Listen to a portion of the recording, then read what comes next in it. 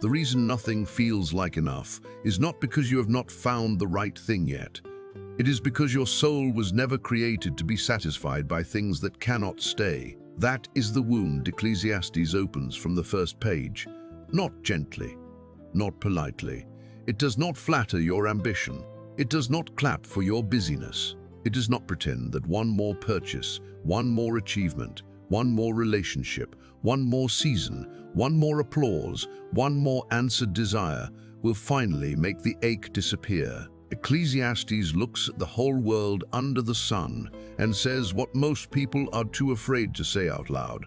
You can get what you wanted and still feel empty after you hold it. You can build, win, laugh, eat, work, save, impress, be admired, be envied, be comfortable, be informed, be entertained, and still lie awake with a strange heaviness in your chest, asking, is this all there is? And if that question has ever scared you, do not run from it. That question may be mercy, because Ecclesiastes was not written to make you hopeless. It was written to kill the false hopes before they quietly kill you. The first teaching from Ecclesiastes is that life without God becomes vapor, even when it looks successful. Vanity of vanities, says the preacher. All is vanity. That word is not just meaninglessness in a simple way. It is vapor, breath, mist, something you can see for a moment but cannot hold in your fist. And that is the first place this book becomes painfully honest. It is not saying nothing exists. It is saying you keep trying to hold what was never meant to be held as your God. You keep treating temporary things like they owe you eternal satisfaction. They do not. That is why the pleasure fades. That is why the excitement dies. That is why the goal feels smaller after you reach it. That is why the thing you prayed for can become the thing you complain about. That is why the door you begged God to open can become ordinary 6 months later. Vapor. You saw it. You wanted it. You reached for it. And the moment you thought it would finally fill you, it slipped through your fingers. Again, Ecclesiastes is not trying to depress you. It is trying to wake you up before you spend your whole life chasing mist and calling it purpose. The danger is not that you enjoy life. The danger is that you ask life to be your savior. The second teaching is that everything under the sun becomes exhausting when heaven is removed from the picture.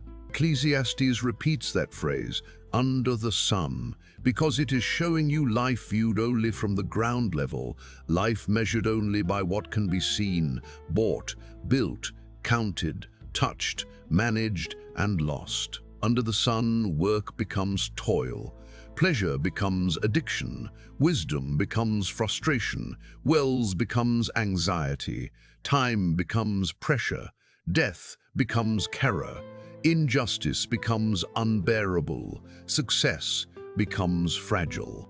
Why? Because under the sun, nothing is connected to eternity. You wake up, hurry, worry, earn, spend, repair, age, lose, repeat. The sun rises, the sun sets, the wind goes round and round, the rivers run into the sea, but the sea is never full. That is not poetry for decoration. That is a mirror. You check the same phone, fight the same fears, repeat the same conversations, carry the same tiredness, chase the same relief, scroll the same noise. Promise yourself tomorrow will be different. Then wake up and feel the same weight waiting at the edge of the bed. That was the moment. Not when your life collapsed, when your soul quietly admitted, I am tired of repeating this. Ecclesiastes tells the truth about that repetition. Without God, life becomes motion. Without arrival, movement without meaning. Noise without rest. You are not tired only because you have too much to do. You are tired because your life has too much movement and not enough worship. You are tired because your heart keeps trying to find rest in things that were never given the power to bless you that deeply. And here is the mercy hidden inside the pain. Once you realize under the sun, living cannot satisfy you, you can stop asking it to. The third teaching from Ecclesiastes is that pleasure can distract you from emptiness, but it cannot cure it. The preacher says he tested pleasure. He tried laughter, wine, great works, houses, vineyards, gardens, pools, servants, silver, gold, singers, delights. He did not write as someone who never had options. He had more options than most people will ever touch. He had more options than most people will ever touch. That is what makes his testimony dangerous. A poor man can imagine wealth would solve everything. A lonely person can imagine attention would solve everything. An exhausted person can imagine comfort would solve everything.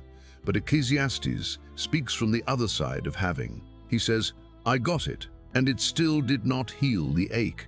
That is the lie modern people hate, because our whole world depends on convincing you that satisfaction is one upgrade away. One more trip, one more body change, one more body change, one more body change, one more room remodeled, one more screen, one more deposit, one more achievement, one more escape. But what happens when you get it and the emptiness comes back? What happens when the laughter ends and the room gets quiet? What happens when the package arrives, the excitement fades, and your soul is still restless? What happens when pleasure stops working unless it gets stronger, newer, riskier, more constant? That is the trap. Pleasure without God does not stay pleasure. It becomes a demand. It needs more from you every time. More attention, more money, more secrecy, more compromise, more numbness. And after a while, you are not enjoying it anymore. You are using it to avoid silence. Ecclesiastes is not against joy. It actually tells you to receive simple gifts from God: food, drink, work, companionship, daily good. But there is a difference between receiving joy as a gift and using pleasure as a hiding place. One makes you grateful, the other makes you hollow. One points you back to the giver, the other makes you a servant of appetite. Ask yourself honestly, are you enjoying God's gifts, or are you using them to avoid God's voice? That question can cut.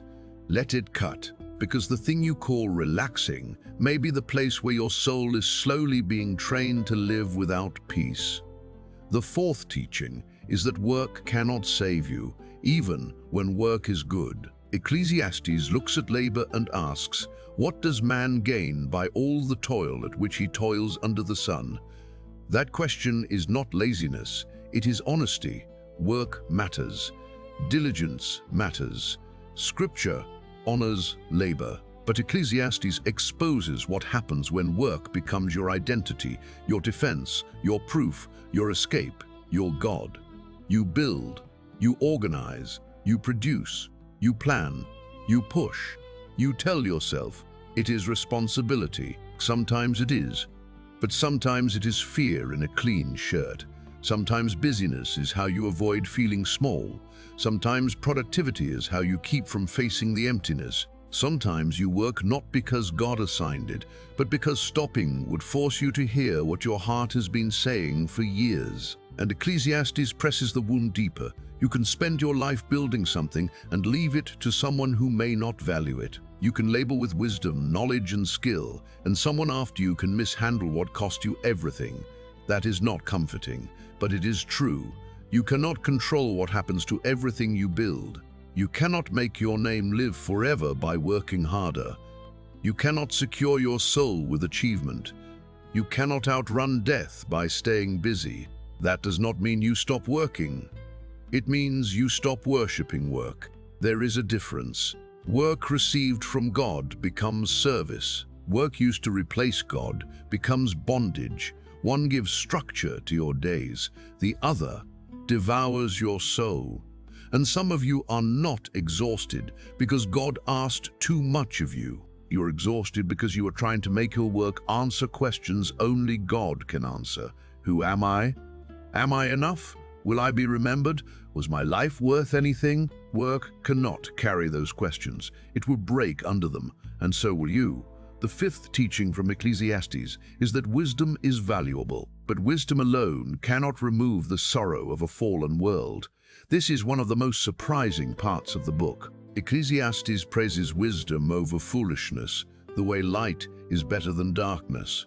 Wisdom helps you see wisdom protects, wisdom gives direction. But then the preacher says that in much wisdom is much vexation, and he who increases knowledge increases sorrow. Because the more clearly you see life under the sun, the more you see what is crooked and cannot be made straight by human strength. Wisdom opens your eyes, but it does not give you control over everything your eyes can now see. That is why some people become heavier as they learn more.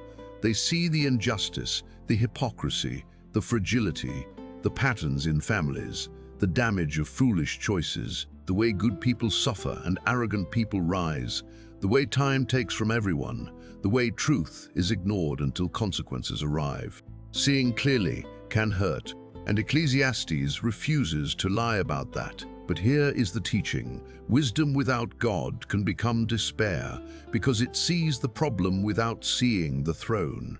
It can diagnose the sickness but not resurrect the dead. It can identify foolishness but not redeem the heart. It can warn you but it cannot become your savior. This is why some people are informed but not peaceful. They know what is wrong with the world, with the church, with the culture, with their family, with themselves, but they do not know how to rest in God. Their knowledge has made them sharp but not tender, aware but not surrendered, correct but not free. Ecclesiastes is not telling you to stop seeking wisdom. It is telling you to bow your wisdom before God, because the fear of the Lord is the beginning, not the decoration, of wisdom. If your knowledge makes you proud, bitter, cynical, and prayerless, it is not making you wise in the biblical sense. It is making you heavy under the sun. The sixth teaching is that time humbles everyone. Ecclesiastes 3 says there is a time to be born and a time to die, a time to plant and a time to pluck up what is planted, a time to weep and a time to laugh, a time to mourn and a time to laugh, a time to dance, a time to keep and a time to dance, a time to keep, time to cast away. People quote that passage because it sounds beautiful, but it is also painful. It means you are not in control of every season. You can obey and still have to wait. You can love and still have to release. You can plant and still not harvest today. You can be in a season you would never have chosen, and rushing will not make it end faster. Time humbles the young because they think they have endless days. Time humbles the old because they know they do not. Time humbles the old because they know they do not. Time humbles the ambitious because doors do not open just because they push. Time humbles the grieving because healing does not follow a calendar they can command. Time humbles the proud because every face changes, every body weakens, every applause fades, every season turns. And yet, Ecclesiastes says God has made everything beautiful in its time, and He has put eternity into man's heart. There it is, the ache. You live in time, but eternity is inside you. That is why temporary things never fully satisfy. You are trying to feed an eternal hunger with seasonal bread. You are trying to answer an eternal ache with temporary applause. You are trying to silence eternity with entertainment. It will not work. It cannot.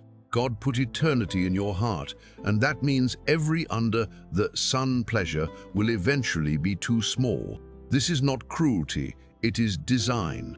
The ache is not proof that God is absent. The ache may be proof that you were made for more than what you keep chasing. So when a season ends, do not act like God has vanished. When a door closes, do not call your life over. When waiting stretches longer than you expected, do not assume nothing is happening. Time is not your God.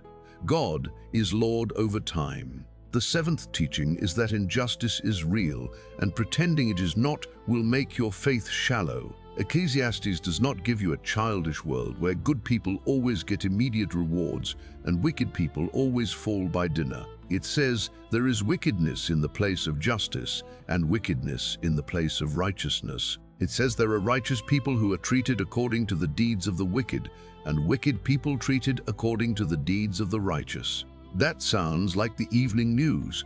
That sounds like family court. That sounds like corrupt offices. That sounds like churches where the humble are ignored and the loud are platformed. That sounds like the pain people carry when they whisper, "God, did you see that?"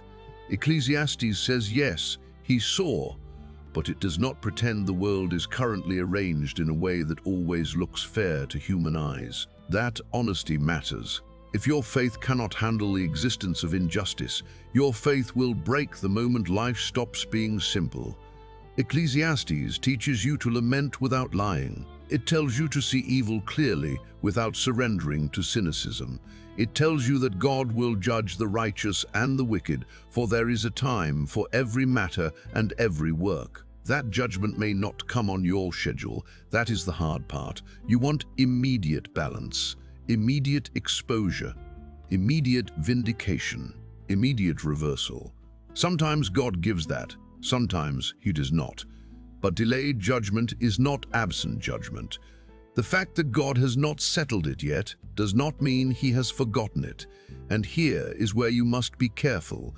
Injustice can either drive you deeper into the fear of God or deeper into bitterness. Bitterness feels like control when justice is delayed. It says, "I will carry the case myself. I will replay it. I will rehearse it. I will keep the wound alive so the wrong is never forgotten." But bitterness does not punish evil. It poisons the vessel that carries it. Ecclesiastes lets you be honest about injustice, but it does not invite you to become God over the courtroom. It points you back to the judge. That may be the only way your soul survives a world that does not always make sense. The eighth teaching is that death exposes the foolishness of living for what cannot follow you. Ecclesiastes returns to death again and again, not because it is morbid, but because death tells the truth about our idols.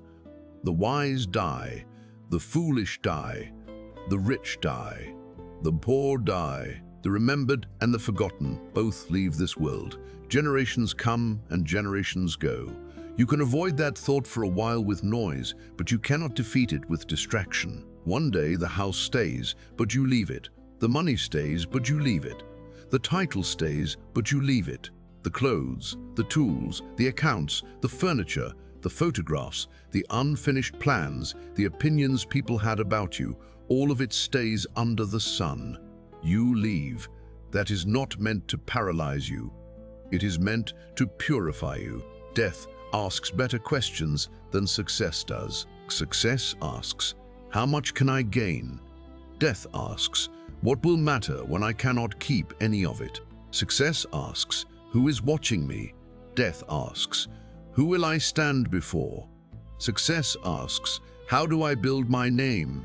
Death asks, "Is my name known by God?" That is why Ecclesiastes says it is better to go to the house of mourning than to the house of feasting, because the living will lay it to heart. Not because mourning is pleasant, because it is clarifying. A funeral can preach what a party hides. A grave can expose what a promotion covers. A hospital room can strip away the nonsense you thought mattered. Suddenly, the argument was too small, the grudge was too heavy, the pride was too expensive, the money was not enough, the applause was too thin, the soul was the thing.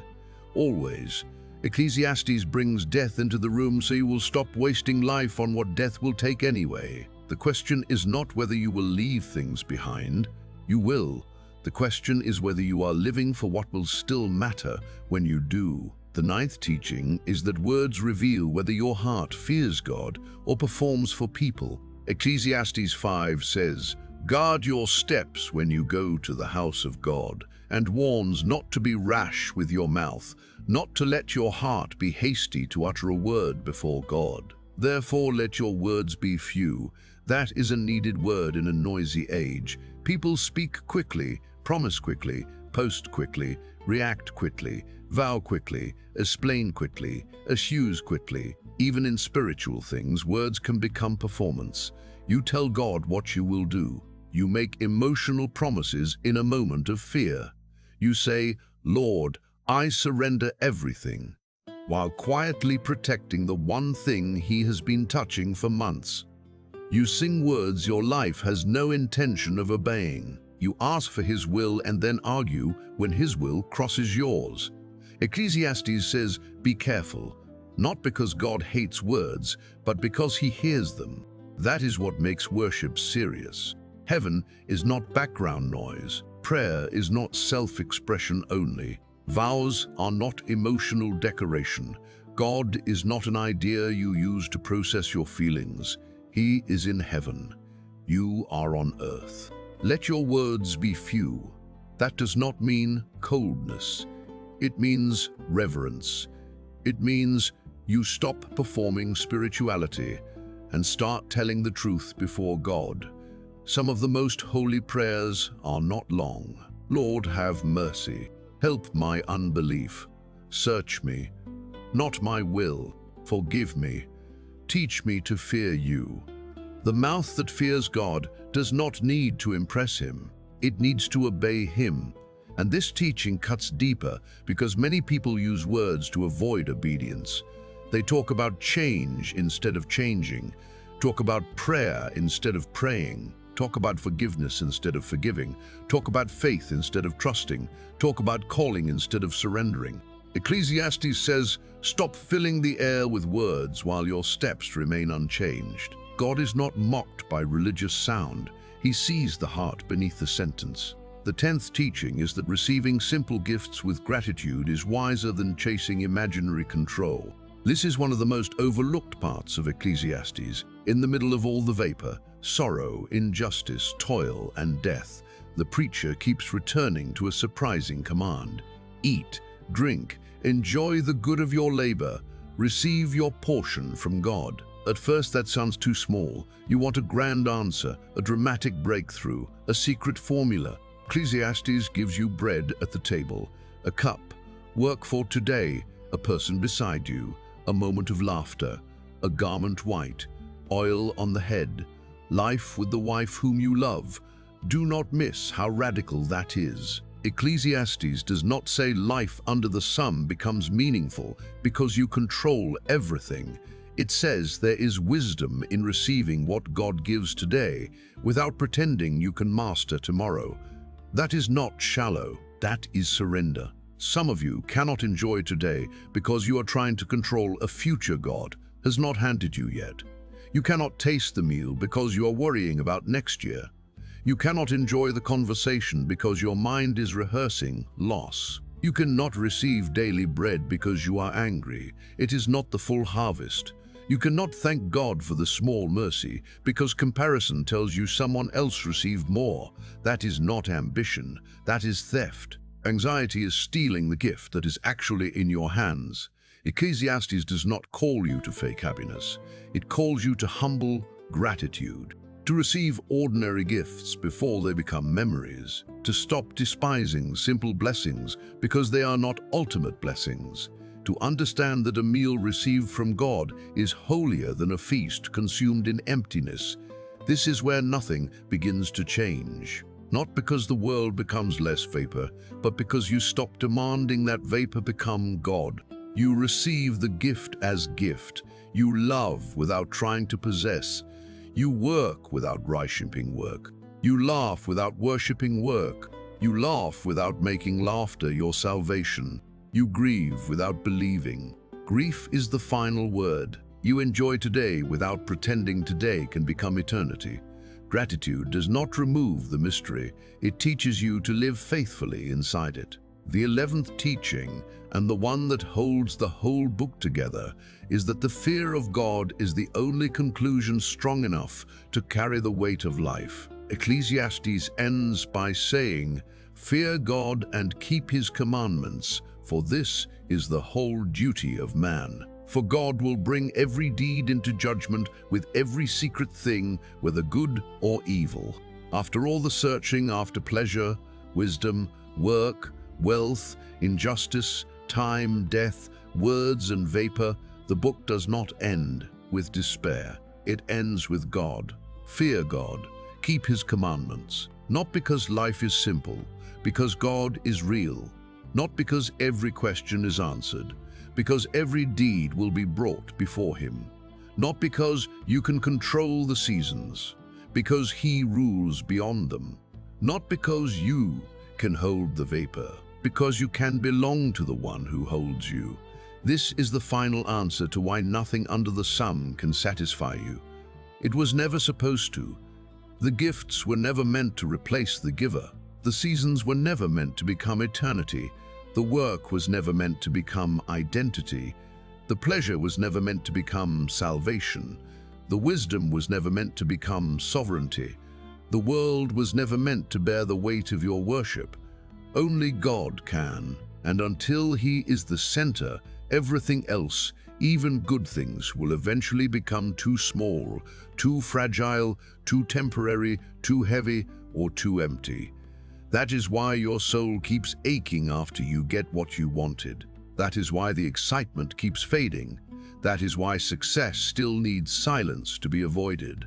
That is why pleasure needs repeating. That is why control keeps failing. That is why the heart whispers, there has to be more. There is, but the more is not found by squeezing eternity out of things under the sun. The more is found by lifting your eyes above the sun to the God who made you for Himself. So stop asking vapor to become solid. Stop asking people to be God. Stop asking work to give you a soul. Stop asking pleasure to heal what only repentance can heal. Stop asking money to quiet fear. Stop asking applause to name you. Stop asking time to save you from death. Stop asking the world to satisfy what eternity placed inside you. Ecclesiastes is not trying to take joy from you. It is trying to give joy back in the right order. God first. Gifts second. Fear. God first. Gifts second. Fear God first. Enjoy life rightly second. Obey first. Receive with gratitude second. Eternity first. Under the sun second. That order does not shrink life. It saves it. Because when God is not God, everything else becomes an idol, and every idol eventually becomes a burden. But when God is God, bread can be bread again. Work can be work again. Laughter can be laughter again. Seasons can be seasons again. Wealth can be a tool, not a master. Wisdom can be a lamp, not a throne. Pleasure can be a gift, not a drug. Life can be received without being worshipped. And death, though still serious, is no longer the final judge of meaning. So if nothing has felt like enough, do not ignore that ache. Do not numb it. Do not shop it away, scroll it away, drink it away, joke it away, work it away, explain it away. Let Ecclesiastes tell you the truth. The emptiness is not proof that life has no meaning. It is proof that life without God cannot carry meaning long enough to satisfy the soul. You were made for more than under the sun. You were made to fear God, walk with God, obey God, receive from God, return to God, and stand before God. And the moment you stop demanding ultimate life from temporary things, you begin to see the gifts rightly. The meal, the morning, the work, the people, the tears, the laughter, the season, the breath in your lungs, not God's, gifts, not saviors, signs, not eternity, mercy for today. And when you can receive them that way, something changes. The world is still vapor, but you are no longer trying to hold vapor like a god. You are held by the one above the sun, and that is why the final word is not emptiness. The final word is worship.